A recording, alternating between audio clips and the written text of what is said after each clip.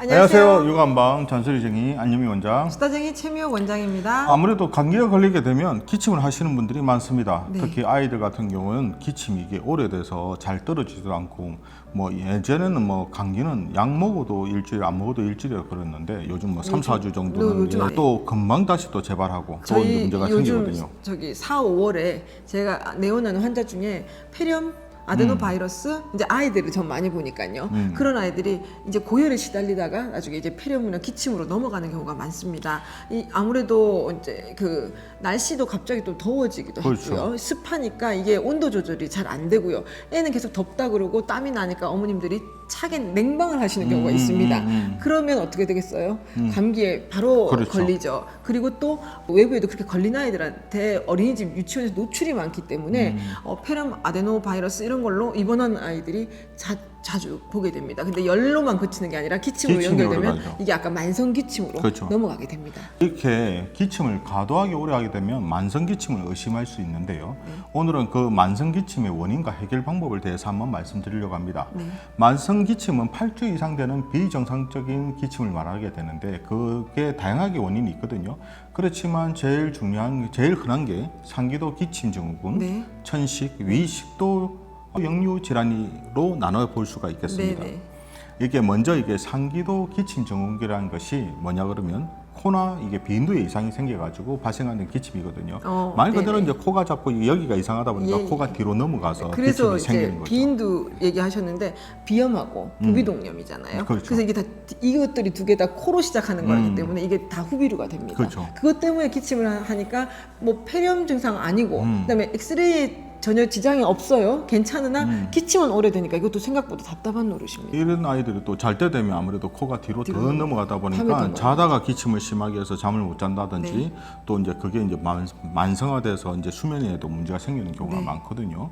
그다음에 뭐 기침을 하게 된 이제 천식 같은 거는 저희가 이제 자주 이제 알러지성이라든지 네. 여러 가지 상황에서 천식도 있을 수가 있는데 예. 또 마지막으로는 이게 위식도 역류 질환 같은 경우도 생각외로 이렇게 만성 많습니다. 기침의 네네. 원인이 됩니다. 네. 특히 아이들은 그렇죠. 아이들도 어른도 둘 다 약간 위식도 역류 질환이 어른 같은 경우는 아무래도 그 식도염이 있으신 경우 근데 아이들 같은 경우는 염증까지는 위염이나 식도염까지는 아직 없는데 달달한 거 많이 먹는 애들 있죠. 그렇죠. 찐득찐득한 거 그리고 젤리, 초콜릿, 아이스크림 그리고 뭐 사탕, 과자 이런 거 많이 먹는 애들이 일단은 코 점막에 고인 농이 더 찐득찐득해져요.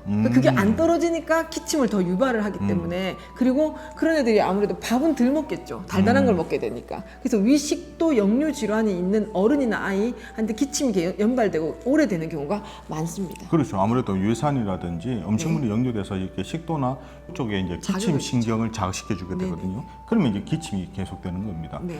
그래서 이제 이렇게 기침이 나는 경우 같은 경우에는 어떤 식으로 그걸 해야 되냐면 일단 먹거리부터 조정해야 됩니다. 네. 아이들 같은 경우에 특히 이제 자극이 될 수 있는 보통 이렇게 기침할 때 제일 안 좋은 게 뭐냐 그러면 차갑고 단 음식이거든요. 네. 그래서 이제 저희가 저번에도 제가 한번 그 쇼츠를 해서 한번 영상을 냈는데 기침하고 이게 가래가 있을 때는 일단은 먼저 뭐 음료수하고 아이스크림처럼 그런 건 당연히 사람들이 당연히 안 안 먹는데 네. 과일을 드신단 말이에요. 네. 그래서 과일을 먹지 말자고 했는데 좀 댓글에서 왜 과일은 비타민 C도 많고 감기가 걸렸을 때는 비타민 C를 많이 해야 되면 과일을 오히려 더 많이 먹어야 되지 않나.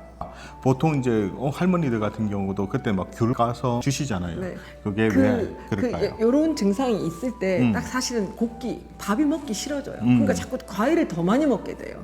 근데 아시잖아요. 저희가 이렇게 감기기가 오기 전에 이미 약간 기체증이 오면 목 쪽에서 음식물이 빨리빨리 안 넘어가니까 시원하고 달고 이런 것만 더 당겨요. 그럼 그런 것들이 당연히 가래를 더 유발하죠. 그럼 당연하죠. 기침이 오래 갈 수밖에 없습니다. 그래서 밥을 좀 덜 먹고 아이가 자꾸 딴 군것질을 자꾸 찾는다 할 때 이미 알아보셔야 됩니다. 그때 과일을 더 주시면 안 되고 소화가 좀 잘 되는 밥과 반찬 위주로 주는 것이 예방법입니다.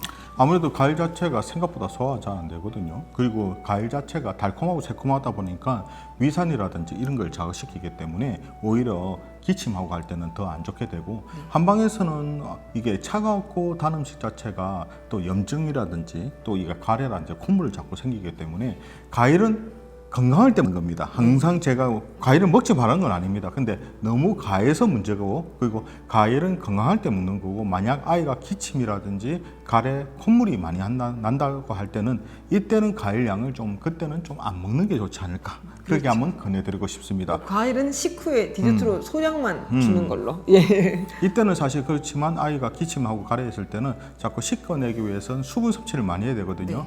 물을 많이 먹어야 아이고, 됩니다. 미지근한 물. 차가운 물 아니고 미지근한 물입니다. 네. 물을 많이 먹게 되면 기침할 때도 훨씬 도움이 되니까 좀 한번 참고해 보시길 바랍니다. 네. 이처럼 궁금한 육아 정보는 언제든지 댓글 달아주시면 준비해 보도록 하겠습니다. 우리 아이들을 위한 잔소리쟁이 안녕미 원장, 수다쟁이 최미혁 원장이었습니다. 좋아요와 구독하기도 잊지 마시고요. 다음 영상에도 만나 뵙겠습니다. 육아는 한방.